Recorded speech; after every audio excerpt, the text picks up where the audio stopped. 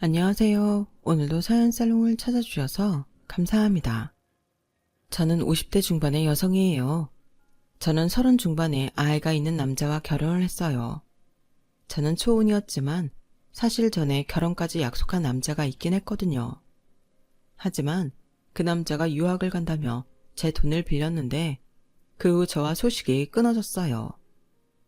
순진하게 기다렸던 저는 1년이 지나고 나서야 그 사람이 저와 결혼할 마음이 없다는 걸 깨달았어요. 그런 상처가 있었던 탓인지 저는 저에게 다가오는 남자들 대부분을 믿지 못했죠. 하지만 남편은 저와 같은 직장에서 줄곧 보던 사이였고 저보다 직급이 높았던 남편이 듬직하게 부하들을 보살피고 적절하게 일을 시키는 모습에 저도 모르게 빠져들고 있었어요. 게다가 저 역시 아빠가 일찍 돌아가시고 엄마가 재혼을 했기 때문인지 남편이 저와 재혼이고 아이가 있다는 걸 크게 신경 쓰지 않았던 것 같아요. 남편의 전 부인은 몸이 약해서 아이를 낳고 얼마 안 돼서 지병으로 고생을 하다가 세상을 떠났다고 했어요. 그런 남편의 사정을 알고 난 후 저는 어쩐지 자꾸 마음이 쓰였고 사실 새아빠는 결혼 전에 제가 아이 있는 사람과 결혼하는 걸 엄마보다 더 걱정하셨어요. 효선아, 너 진짜 애 있는 사람하고 결혼해도 괜찮겠냐? 네가 결혼할 사람이 있었다고 해도 같이 살았던 것도 아니고 약속만 했지. 너는 초혼인데 솔직히 네가 좀 아깝다. 나는 결혼하자고 약속해놓고 내 돈만 쓰고 거짓말했던 그 사람 때문에 많은 걸 깨달았어. 초혼이나 재혼이 중요한 것도 아니라는 것도. 사람이 중요하지. 저는 이미 남편과 사귀기로 한 후부터 1년 넘게 지켜봤기 때문에 한결같이 좋은 사람이라는 확신이 있었어요.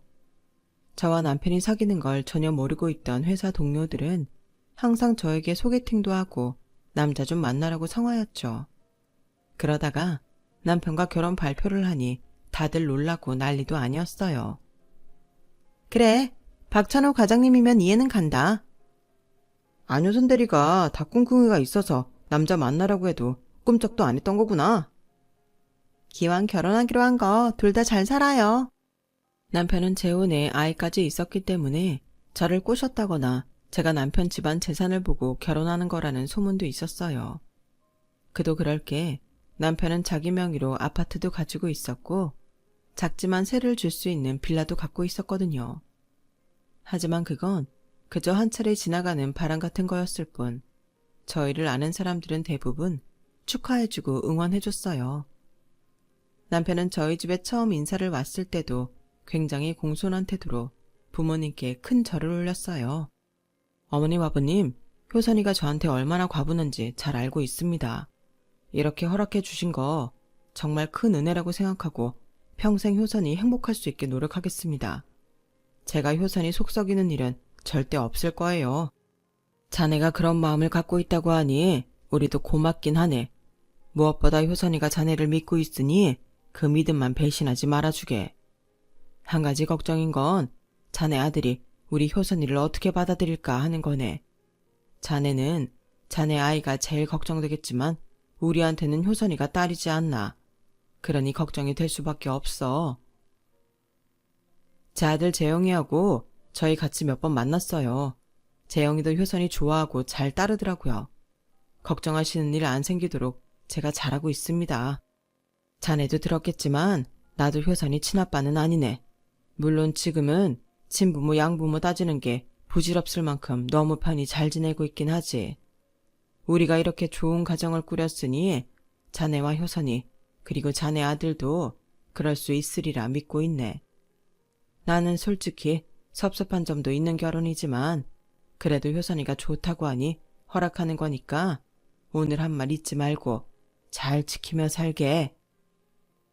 아빠의 말에 남편은 몇 번이고 감사하다고 꾸벅꾸벅 인사를 했어요. 시어머니도 저를 좋게 봐주시고 반갑게 맞아주셨고요. 그러면서도 은근히 저한테 압력을 주긴 하셨죠. 이건 내가 높아심에 하는 말이니까 기분 나빠하지 말고 들어. 사실 아가씨는 결혼해 본 적이 없잖아. 그래서 우리 손자를 어떻게 생각할지. 아이를 안 키워본 사람이 갑자기 초등학교 입학 앞둔 남자아이를 감당할 수 있을지 걱정은 돼. 애들은 좋아해? 잘 돌보는 편이고? 네, 저 대학 때부터 지금까지 보육원 봉사 계속 다녀서 아이들하고는 친하게 잘 지내는 편이에요. 물론 제가 부족한 부분이 있겠지만 열심히 노력해서 재영이하고 잘 지내도록 할게요. 어머님, 아버님 걱정 끼치지 않도록 열심히 살겠습니다. 그렇게 말해주니 고맙긴 하네. 우리 재영이 성격이 모나지는 않아서 누구 힘들게 하지는 않아. 그러니 찬우도 그렇고 특히 우리 재영이하고 잘 지냈으면 좋겠어. 네, 그럴게요, 어머니. 하지만 저는 그날 남편의 집을 방문하고 주눅이 좀 들었어요. 시아버지는 작지만 탄탄한 사업을 하고 있었고 시어머니는 미대 강사로 나가다가 나이 들고 미술 학원을 하고 있더라고요. 회사 사람들이 뒤에서 제가 재산 보고 결혼한다고 수군대던 이유를 알겠더라고요. 단순히 남편이 아파트가 있고 세를 주는 빌라가 있는 것 때문이 아니었던 거죠. 아니, 아버님이 사업하시는 거 왜 말 안 했어요? 이런 대단한 집인 거 알았으면 저도 다시 생각해 봤을 텐데. 저희 집이 너무 평범하니까 차이 나잖아요. 무슨 상관이야. 아버지는 아버지고 나는 나인데. 나는 효선이 너하고 처음 만났을 때랑 변한 게 없어. 재영이 아빠이고 호랍이었고. 이제는 너 만나서 다시 행복한 날들을 꿈꾸는 사람.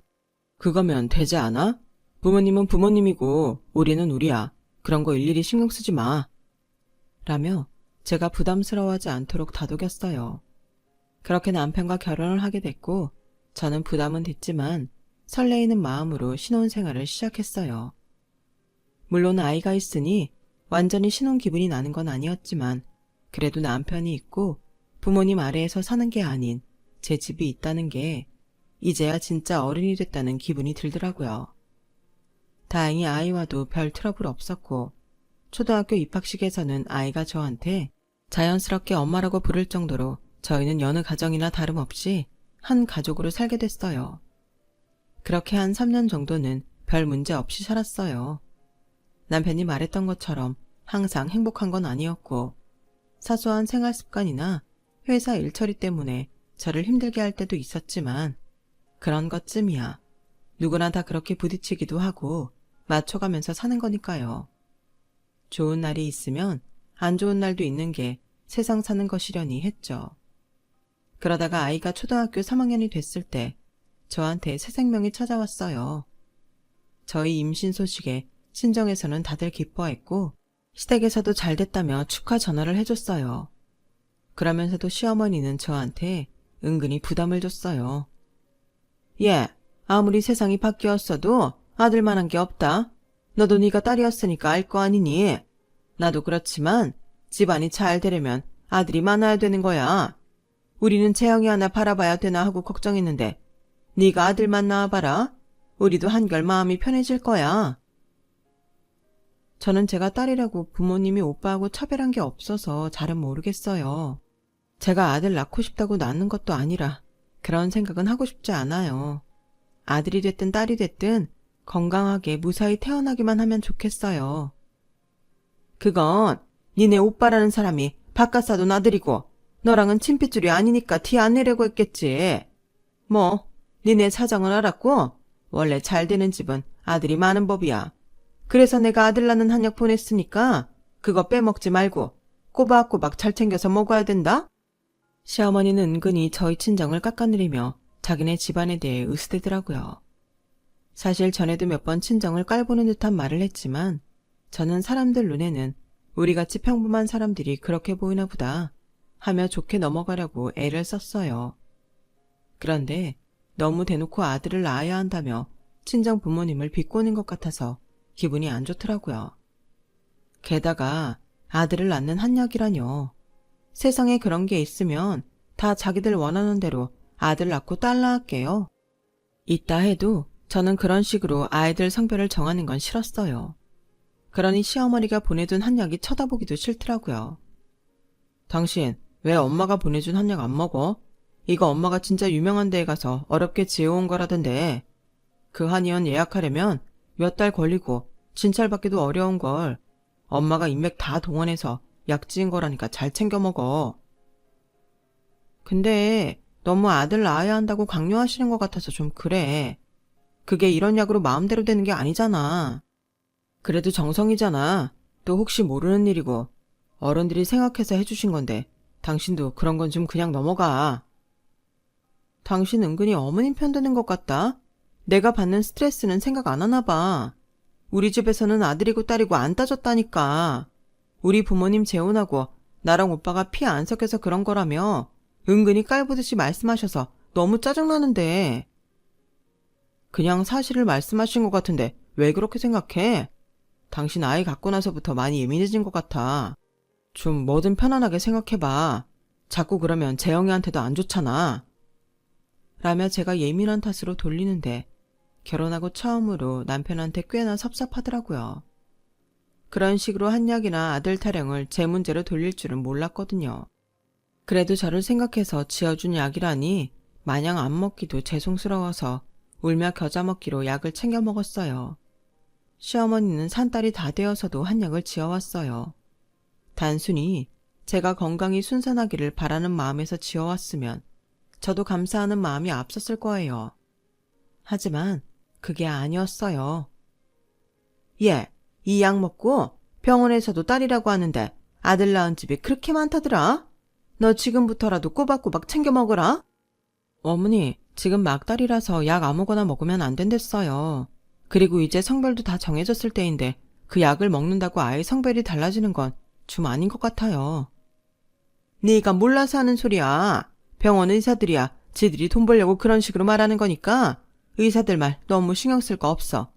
이거 꼭 챙겨 먹어야 된다. 아니다. 지금 나 있을 때 얼른 한 포 먹자. 저는 너무 걱정스러워서 약을 먹어야 할지 망설였지만 그래도 시어머니가 하도 쳐다보고 있어서 억지로 먹었죠. 사실 임신 중에 한약을 먹어도 되는지에 대해서는 의사들 사이에서도 된다 안 된다 말이 많더라고요. 하지만 저는 조금이라도 그런 논란이 있는 건 피하고 싶었는데 시어머니는 정말 막무가내였어요. 그렇게까지 아들의 목매는 걸 보니 좀 이상하기도 했고요. 저는 약 먹고 혹시라도 잘못될지도 모른다는 걱정이 앞섰고 남편 몰래 약을 먹는 척 버리곤 했어요. 한 번은 그러다가 남편한테 들켰는데 아무 말 안 하고 지나가더라고요. 그렇게 시간이 지나고 저는 딸을 낳게 되었어요. 친정에서는 축하 꽃다발부터 시작해서 온갖 선물을 다 해줬죠. 하지만 시어머니는 제가 산후조리원에 있는 동안 연락 한 번 안 하더라고요. 물론 시부모님 이름으로 된 금일봉을 남편을 통해 전하기는 했지만 어쩐지 마지못해 한 느낌이 들었어요. 남편도 저한테 수고했다고는 하지만 어쩐지 시큰둥해 보였고요. 그러다가 제가 아이와 집에 오고 2달이 지난 후에 시댁에 가자 시어머니는 아이를 빼꼼 들여다보기만 하더니 대뜸 다음에는 꼭 아들 낳아야 된다? 라는 말만 하시고는 방으로 들어가 버렸어요. 시아버지도 축하한다는 말 한마디 없이 제 딸을 본 채 만취하더라고요. 그러더니 재영이만 끌어안고는 맛있는 거 사준다며 데리고 나가버리는 게 아니겠어요? 저는 너무 속상해서 집에 와서 남편한테 뭐라고 했어요. 아니, 요즘이 어떤 세상인데 이렇게 아들 타령이야? 우리 윤서는 손주도 아니야? 어떻게 두 분 다 애 한 번 제대로 봐주질 않으셔? 당신 말해봐. 요새 어떤 시부모가 며느리한테 아들 타령하고 딸이라고 쳐다도 안 보는 조선시대 같은 일을 해. 당신도 그런 말 못 들어봤을걸? 우리 윤서가 딸이라는 이유만으로 왜 이런 대접을 받아야 돼? 혹시 내가 제철어서 이러는 거야? 당신이 제철하고 그러는 거 절대 아니고 원래 우리 집안이 아들만 중요하게 생각해. 나 어릴 때도 할머니 할아버지도 그렇고 고모들도 장난 아니었어. 나 사실 여동생 있는데 걔도 연락 끊고 우리 안 보고 살아. 우리도 걔 어떻게 사는지 모르고. 그리고 당신은 요즘 아들 타령 안 한다고 하는데 당신이 몰라서 그렇지. 미리 성별 검사하고 딸이면 안 하는 사람들도 꽤 있어. 아니, 어디서 그런 가짜는 말만 듣고 와서 읊어대. 그게 지금 윤선아 나한테 할 소리야? 아니, 어머님 아버님 너무하시네. 겉보기에는 사업하시고 미술학원 원장이고 그런 분들이 이렇게 고리타분할 줄은 정말 몰랐어. 뭐가 또 고리타분해. 원래 유서 깊은 집안은 다 전통적인 걸 중시해서 그런 게 있어. 그러게, 엄마가 주는 약 좀 제대로 먹지. 뭐 그렇게 못 질거나 준 것처럼 안 먹고 그래? 그러니까 이런 사달이 났지. 지금 이게 또 다 내 탓이라는 거야? 뭐? 전통? 유서 깊어? 그런 집안은 태어난 아이나 아이 엄마한테 이렇게 비인격적으로 대하는 게 가문의 자랑인가 보네? 아, 진짜 말도 안 나온다. 내가 어쩌다가 이런 집안에 시집을 왔나 몰라. 뭘 또 그렇게까지 말해. 다음에 아들 낳으면 되는데. 이게 아들 낳는다고 끝날 문제라고? 말도 안 되는 소리 하지 마. 당신은 당신 딸이 집안에서 당신 여동생하고 똑같은 대접받아도 괜찮다는 거야? 당신도 윤서한테 그런 식으로 굴 거냐고. 내가 언제 그런댔어? 우리 집이 그렇다는 거지. 그 말이 그 말이잖아. 왜 자꾸 말을 돌리고 변명만 해? 그때부터 저와 남편은 끝이 나지 않는 싸움만 했고 저희 사이도 전과 같을 수는 없었어요. 게다가 여동생이 있다는 건 정말 꿈에도 몰랐어요. 그런 이야기를 결혼 전에 하지 않았다는 것도 너무 이해가 되지 않았어요. 그만큼 여자를 별 볼 일 없는 사람 취급한다는 뜻이기도 했고요. 저는 제 딸을 위해서도 이런 식의 부당함은 더 이상 없어야 된다고 생각했어요. 그래서 시댁에 갔을 때 시어머니한테 말했어요. 어머니, 아들 손주 기대하셨는데 윤서가 딸이라서 마음이 안 좋으신 건 이해해요. 하지만 지금이 남자들만 잘 나가는 시대도 아니고 여자들이 훨씬 더 잘하는 일들도 많잖아요. 어머니도 바깥 활동 잘하고 계시고요. 저는 윤서가 혹시라도 자기가 여자라서 차별받는다고 상처받으며 잘할까봐 걱정이 돼요. 우리는 윤서 상처받게 한 적 없어. 누가 여자들이 일 못한다고 했어? 그런 얘기가 아니야. 우리는 뼈대 있는 집안이라 남자가 바로 서야 되는 걸 중요하게 생각하는 거다. 너도 우리 집안 사람 된 게 벌써 몇 년이냐? 그러니 지금 사회에서 여자가 잘하건 못하건 우리 집안은 남자가 많아야 돼. 정말 말이 안 통하는데 가슴이 답답해 오는 게 나중에는 정말 숨 막히는 것 같았어요. 그래서 저는 중대한 결정을 내렸어요.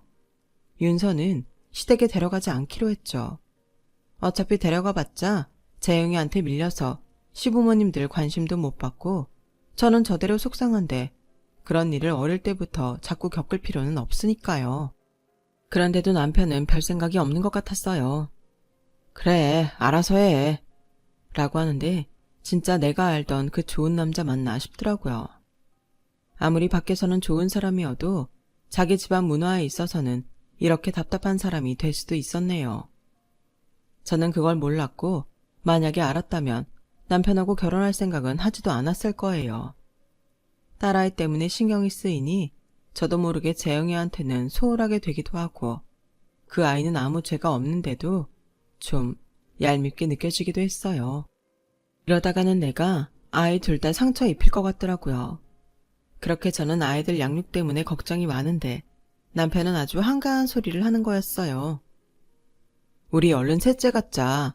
당신이 엄마 아버지하고 오해를 풀고 다시 가까워질 수 있는 제일 좋은 방법은 얼른 아들을 낳는 거야.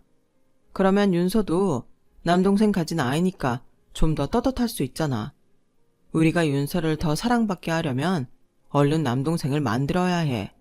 그게 우리가 부모로서 할 수 있는 최선이야. 남자 형제 있다고 떳떳해지는 거면 왜 당신 여동생은 집하고 연을 끊고 살아? 아들을 빨리 낳자고? 그래, 그건 별 문제 아니야. 그런데 만약 또 딸이면? 아니 그것보다도 아들을 낳으면 그게 더 큰 문제지. 아버님 아버님이 그 애만 예뻐라 할 텐데 윤서는 그걸 보고 더 큰 상처를 받지 않겠어? 근데 그건 생각하기 나름이야. 내 동생은 내 동생이고 윤서는 또 다를 수 있잖아. 그리고 실은 하며 남편이 머뭇거리는데 뭔가 다른 이유가 있나 싶더라고요. 뭐야, 뭔데 말을 못해? 얼른 말해봐. 당신이 아들 못 낳았다고 자꾸 엄마가 뭐라고 하시고 아버지도 며느리 노릇 못하는 거 아니냐고 갈 때마다 나 따라 불러서 걱정하시거든. 그러니까 두 분 더는 걱정 안 해도 되고 당신도 인정받을 수 있게 이번에는 꼭 아들 낳자. 뭐 저는 그 말을 들어도 크게 충격을 받지는 않았어요. 어느 정도 예상하고 있는 일이었거든요. 제가 딸을 낳은 후부터 시어머니는 저를 대면대면했고 시아버지도 저한테 따뜻한 말 한마디 하지 않았으니까요. 그저 우리 손자 재영이만 찾느라 저와 딸은 안중에 없는 것처럼 대했거든요. 저와 딸아이는 시댁에 가면 완전히 투명 인간이었어요. 그나마 딸을 시댁에 데려가지 않기로 한 게 다행이었죠. 아무리 어린 아이라고 하지만 잠재의식에 다 남는다던데 제가 엄마가 돼서 자식한테 그런 안 좋은 기억을 만들어줄 수는 없는 거잖아요. 제가 할 수 있는 게 시부모님과 딸을 만나지 않게 하는 것밖에 없다는 게 속상할 따름이었죠. 이혼을 심각하게 고민하기도 했지만 아빠 없이 자라는 건 더 큰 상처가 아닐까 싶어서 그것만큼은 하지 말자고 다짐하고 있었던 때인데 얼른 아들을 낳아서 며느리로 인정을 받으라뇨. 저는 그러고 싶지 않아서 지금 이대로는 아이를 가질 수 없다고 했고 남편은 그런 저를 이해하지 못했어요. 한 집에 있었지만 저와 딸아이 남편과 아들 이렇게 점점 사이가 벌어지고 있었어요. 그래도 그럭저럭 견뎌가며 딸아이가 5살이 되었어요. 저는 아들이 예전에 딸 나이일 때 영어 유치원을 들어갔다고 하길래 우리 딸도 들어갔으면 하고 알아보고 있었어요. 당시 아들은 시부모님이 대주는 돈으로 무슨 대기업 후계자 마냥 별별 교육을 다 받고 있었어요. 승마에 골프에 겨울이면 해외로 스키까지 타러 나갔죠. 아주 비싼 수강료를 내고서요. 뭐 자기들 손자 잘 키우고 싶어서 하겠다는데 저도 반대하지 않았어요. 아이도 그렇게 바깥 활동하는 걸 좋아하니 말릴 이유도 없었고요. 그런데 제가 딸 영어 유치원을 보내려고 만들어 놓은 입학금이 통장에서 싹 사라진 거였어요.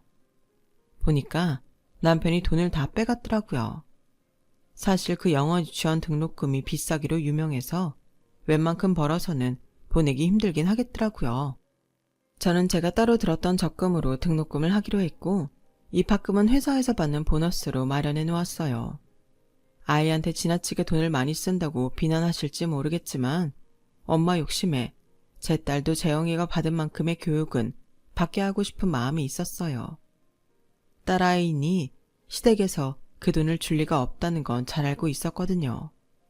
그래서 애써 마련해 놓은 돈인데 그걸 남편이 빼간 거였어요. 저는 화가 나는 걸 꾹 참고 남편한테 물어봤어요. 우리 윤서 영어 유치원 입학금 통장에 있던 거 당신 왜 빼갔어? 당신 아니면 빼갈 사람이 없는데. 아, 그거 엄마가 이번 방학에 재영이 미국에 어학연수 가는 거 가서 쓸 생활비는 보태라고 해서 먼저 보냈어. 그걸 보내고 싶으면 당신 돈으로 보내. 왜 우리 윤서 입학금을 거기로 보내? 당신이 윤서한테 해준 게 뭐가 있다고. 저는 너무 억울하고 분해서 막 소리를 질렀어요. 그러자 남편은 저를 아주 이상한 사람처럼 보더라고요. 어따 대고 소리를 질러. 지금 이게 당신 돈 내 돈 따질 일이야. 있는 돈으로 먼저 보내는 거지. 당신 지금 재영이하고 윤서 차별하는 거야. 그럼 당신이 윤서 입학금 마련해 내놔. 당신 돈 내 돈 안 따지는 거라며. 재영이하고 윤서 차별하는 거 아니냐고 했지? 당신도 차별하는 거 아니면 윤서 입학금 내놔. 지금 나한테 그런 큰 돈이 어딨다고 그래. 그럼 도로 그 돈 찾아와. 나는 그거 재영이 생활비로 못 보내. 우리 윤서 유치원 보내야 돼. 이 집안이 우리 윤서한테 뭘 해줬다고 윤서 입학금을 재영이 생활비로 줘? 당신 진짜 그렇게 생각하는 거야? 그것밖에 안 돼? 당신이야말로 이것밖에 안 되는 사람인 줄 진작 알았으면 나 이런 결혼 하지도 않았어. 뭐가 어쩌고 어째? 지금 말 다 했어? 아니, 다 못했어. 내가 회사에 가서 한번 말해볼까? 아들만 찾는 집안에서 딸 입학금 떨어서 아들 어학연수 보내고 딸한테는 줄 돈 없다고 했다고? 그러면 회사 사람들 당신을 어떻게 볼 것 같아? 지금 나 협박하는 거야. 내가 회사에서 평판 떨어지면 그건 당신한테 좋을 줄 알아? 아, 그러니까 이게 당신 평판 나빠질 일인 건 알고 있구나. 알면서 일하는 거였네. 난 그런 것도 모르는 줄 알았는데. 저는 이제 아이들이 듣건 말건 상관도 하지 않고 남편과 밤새 말다툼을 했어요. 그리고 다음 날이 되자마자 회사도 가지 않고 시댁으로 찾아갔죠. 시아버지는 이미 나간 뒤였고 시어머니가 싸늘하게 절 맞더군요. 시어머니는 대문을 들어오는 저를 밖으로 밀쳐내셨어요. 찬우한테 전화로 다 들었다. 우리 집 들어오지도 마라. 우리 손자 미국 보내는데 그 돈을 못 내겠다니. 네가 그러고도 우리 재영이 엄마 맞니? 어머니, 저 재영이 지금까지 제 마음 다해 키웠어요. 그런데 저한테는 윤서도 중요해요. 우리 윤서 입학금 돌려주세요. 알았다. 내가 치사하고 더러워서라도 그 돈 돌려 보낼 거야. 그깟 몇 푼 우리가 없을까봐 그래. 그래도 니네가 부모니까 한 번은 생활비라도 대라는 뜻이었어. 내가 이래도 재영이를 마음 다해서 키웠다는 말이 나오니? 어머니, 재영이가 하고 있는 건 저희 재력으로는 도저히 할 수 없는 일이고 그걸 어머니 아버님이 해주시겠다니까 어쩔 수 없이 받아들인 거였어요. 그 사람은 좋아하라 했는데 제가 뭐라고 하겠어요. 하지만 윤서는 다르잖아요. 윤서 영어 유치원은 제가 보낼 수 있다고 생각해서 제 돈 모아놓은 거예요. 어머님 아버님이 윤서는 신경도 안 쓰시니까요. 됐다. 더는 듣고 싶지 않아. 네가 우리 집안 가풍을 이렇게 우습게 여기는 이상 더는 며느리로 받아줄 생각 없어. 네 시아버지도 같은 생각이니까 하루라도 빨리 네 딸 데리고 집에서 나가다오. 네, 그럴게요. 저도 더는 이런 집 며느리 하고 싶지 않아요. 지금 이 말 분명히 너도 원하는 거라고 한 거다. 내가 이거 녹음하고 있거든. 너 우리 집안 방침을 따를 생각도 없고 이 집에 있고 싶지 않다고 했으니까 이건 합의 이혼인 거야. 아니, 오히려 우리 찬우하고 재영이가 너 때문에 손해를 본 거니까 위자료 챙길 생각 마라. 너네 시아버지가 어떤 사람인 줄 알지? 우리가 쓰는 변호사를 니네 친정에서 감당이나 하겠어? 그러니까 순순히 아무 말 하지 말고 집에서 나가. 저는 시댁의 용의주도함에 기가 질리고 말았어요. 너무 화가 나서 온몸이 부들부들 떨리는 걸 참으며 집으로 돌아와 제 짐을 빼고 딸과 함께 친정으로 돌아왔죠. 그동안 대충 시댁 분위기를 파악하고 있던 친정 부모님은 아무 말 없이 저와 딸을 받아주셨어요. 딸이 아빠 없이 크는 건 너무 속상하고 걱정도 됐어요. 하지만 그 집 딸마저도 연을 끊어버린 집안에서 딸아이가 지내면 얼마나 잘 지내겠어요. 그런 아빠라면 어쩌면 없는 게 더 나을지도 모르죠. 얼마 안 있어서 남편 쪽에서 이혼 서류를 보내왔고 저는 미련 없이 도장을 찍어서 보냈어요. 그러더니 자기네가 저 때문에 돈 들어간 게 많다며 억울해서 저한테 빼간 딸 입학금을 못 주겠다는 거였어요. 저는 그 인간들 다시 상종하고 싶지 않아서 정말 그거 먹고 떨어지라는 심정으로 받지 않기로 했죠. 시간이 조금 지나 정신이 차려지니까 우리 딸이 꼭 그런 고급 유치원을 다녀야만 잘 클까? 그런 생각이 들더라고요. 부모님도 저를 그런 데 보내지 않으셨고 오빠도 그렇게 잘하지 않았지만 둘 다 나름 잘 컸다고 생각했거든요. 오빠 아이들도 그런 비싼 유치원 안 다녔어도 다들 공부 잘하고 친구들과도 사이가 좋았고요. 그래서 다음 해에 친정 근처에 있는 괜찮은 유치원을 보내기로 하고 미리 사전 조사도 하면서 지냈어요. 회사에는 휴직계를 내긴 했지만 다시 돌아가고 싶지 않았어요. 남편과 회사에서 만나면 너무 화가 날 것 같았고 정말 정신이 돌아버린 것처럼 소리를 지를 것 같았어요. 그 무렵 오빠가 저한테 새언니와 함께 일해보지 않겠냐고 하더라고요. 그 사람이 회사 나와서 독립한다는데 효선이 네가 같이 해주면 어떨까 싶어서 믿고 일할 사람이 필요하대. 새언니는 IT 쪽 사업을 하려고 하는데 마케팅을 잘 아는 사람이 필요하다고 하더라고요. 어쩌면 저를 생각해서 일자리를 준 걸지도 모르죠. 제가 다시 회사에 가는 걸 껄끄럽게 생각하는 걸 집안 식구들 모두 알고 있었거든요. 저는 고맙다고 언젠가는 꼭 갖겠다고 했고 바로 출근하기로 결정했어요. 친정 엄마가 있어서 가능한 일이기도 했죠. 아니면 딸이 유치원 입학을 못했기 때문에 아이를 돌봐야 하니 일은 꿈도 못 꿨을 테니까요. 새언니는 워낙 똑똑하고 당차서 거래처도 잘 뚫었고 저는 새언니가 가져오는 일마다 좋은 홍보를 만들기 위해 같이 밤을 새며 노력을 했어요. 물론 갑자기 일을 다른 데로 넘기는 기업들도 있어서 그동안 해왔던 것이 허사가 될 때도 있었지만 워낙 저희가 열심히 하다 보니 그 결과들이 보이더라고요. 새언니는 차츰 업계에서 인정을 받게 됐고 언니가 만든 시스템과 저의 마케팅으로 일자리가 점점 늘어나게 됐어요. 아예 한 회사 일을 다 맡게 되기도 했고요. 새언니는 저에게 정말 거액의 인센티브를 주고 직책도 팀장으로 올려주고 직원들도 더 뽑았어요. 언니, 아니 대표님, 이렇게 많이 줘도 되는 거예요? 저 가족이라고 더 받는 거면 안 되는데요. 줄만 하니까 주는 거예요. 팀장님, 다른 사람들도 똑같으니까 확인하려면 해보든가요. 가족끼리 이런 계산은 더 철저해야죠. 제가 아가씨 부려먹기만 하면 되겠어요? 앞으로도 우리 잘해봐요. 그렇게 되기까지 5년이 걸렸던 것 같아요. 그 사이 딸아이는 유치원을 걸쳐 초등학교에 들어갔고 친정 부모님과 오빠 가족들의 사랑을 듬뿍 받으며 밝고 명랑하게 자라고 있었어요. 그 즈음에 새언니는 다른 회사를 흡수하거나 아니면 어디에 투자를 하고 싶어 했어요. 재정적으로 부실해서 좋은 아이템이 있어도 크지 못하는 회사도 있으니 그런데도 알아보고 있었죠. 물론 잠재적 역량을 충분히 고려하고 있었고요. 새언니는 여러 회사에서 들어온 자료들을 보다가 놀라서 저를 부르더라고요. 여기 이 회사 전에 아가씨네 시댁회사 맞죠? 제가 보니 시아버지 회사가 맞더라고요. 대표 이름도 회사 이름도 제가 아는 그 회사였어요. 아니 근데 여기 작아도 잘 되는 데라고 하지 않았어요? 그새 이렇게까지 재정이 악화가 됐나? 이상하네. 새언니는 그러면서 앞으로 크게 기대되는 아이템은 없는 것 같다며 일찌감치 떨어뜨리더라고요. 저는 제가 관여할 일이 아니니 그런가 보다 했죠. 그런데 다음날 출근길에 회사 근처에서 저를 기다리는 사람이 있었어요. 바로 시어머니였어요. 제가 못 본 척 지나가려고 했더니 전 시어머니가 제 앞을 가로막더군요. 잘 지낸 것 같네. 회사 옮겼다더니 여기구나. 니네 오빠가 아는 회사라며? 그런 형제라도 있으니 망정이지 어쩔 뻔했니? 시어머니는 아무래도 제 화에 불을 지피려고 온 것 같았어요. 그랬건 아니건 이제 상관없지 않나요? 저 출근 늦어지는데 비키세요. 내가 알아봤는데 니네 시아버지 회사 투자 니네 회사에서 고려하고 있다던데 잘 되고 있는 거지?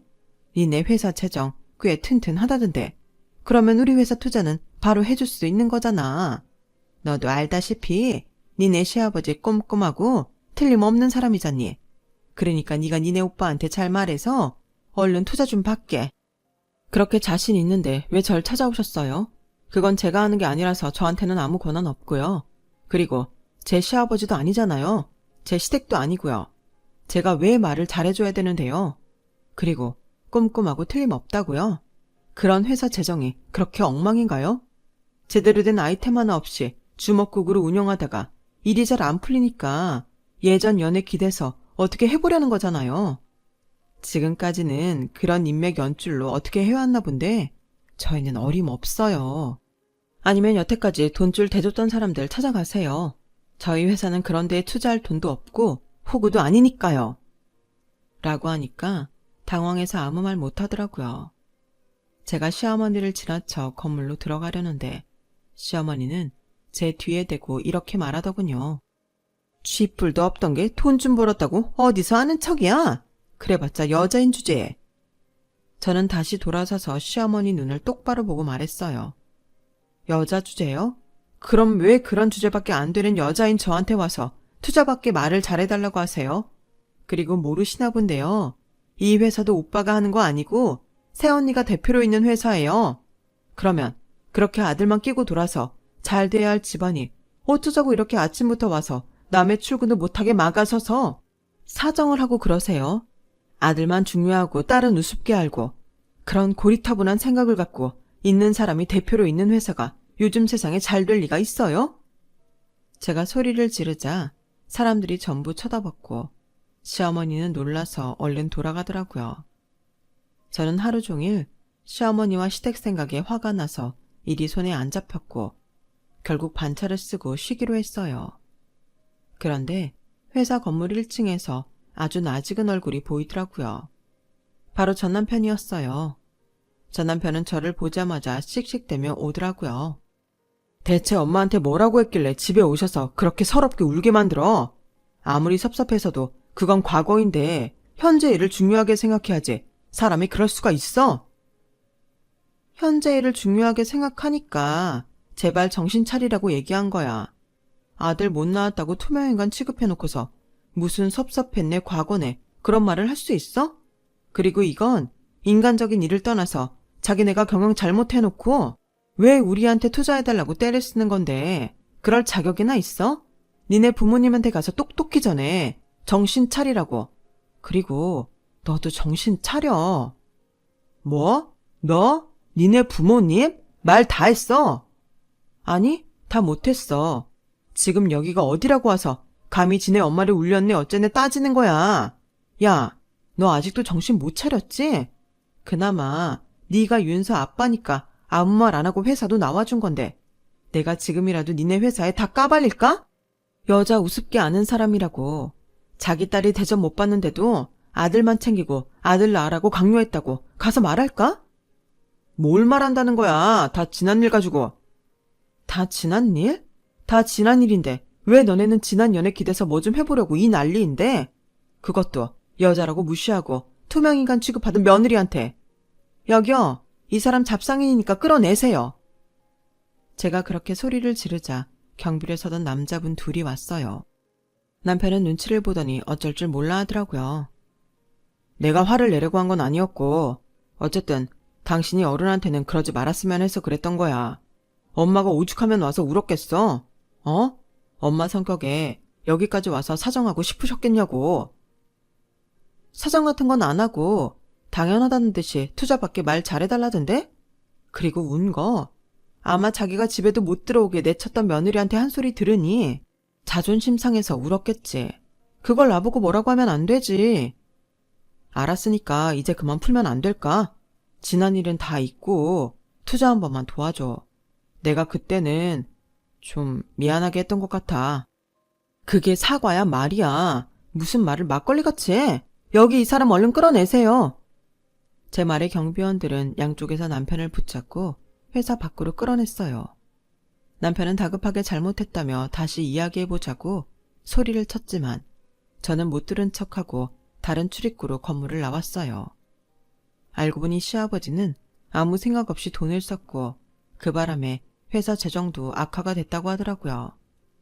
회사는 별다른 새로운 아이디어도 없이 태만하게 운영되고 있었고요. 시어머니 학원도 선생들한테 월급을 제대로 주지 않아서 선생들이 다 나가고 소송까지 걸었다고 하더라고요. 한마디로 겉만 번지르르 했던 집안이었던 거예요. 그 이후 남편이 몇 번이나 다시 찾아와서 잘못했다고 사정하며 도와달라고 했어요. 딸한테까지도 저한테 말을 잘해달라고 했다더라고요. 하지만 딸도 한 번도 자기를 안 찾던 아빠가 갑자기 돈 때문에 그러니까 싫다면서 아빠는 다시 보고 싶지 않다고 했다네요. 딸의 말에 남편은 충격을 받았는지 다시는 저희를 찾아오지 않았어요. 그리고 지금까지 저는 결혼을 하지 않고 혼자 딸을 키웠죠. 그런 딸이 이제는 대학생이 돼서 남자친구가 있네요. 제 이야기는 여기까지예요. 들어주신 분들 모두 행복하시고요. 하루하루 건강하고 즐겁게 사시면 정말 좋겠어요. 감사합니다. 여러분, 사연 댓글에 응원과 현명한 조언 부탁드려요. 좋아요와 구독은 저에게 큰 힘이 됩니다. 오늘도 좋은 일 가득하세요.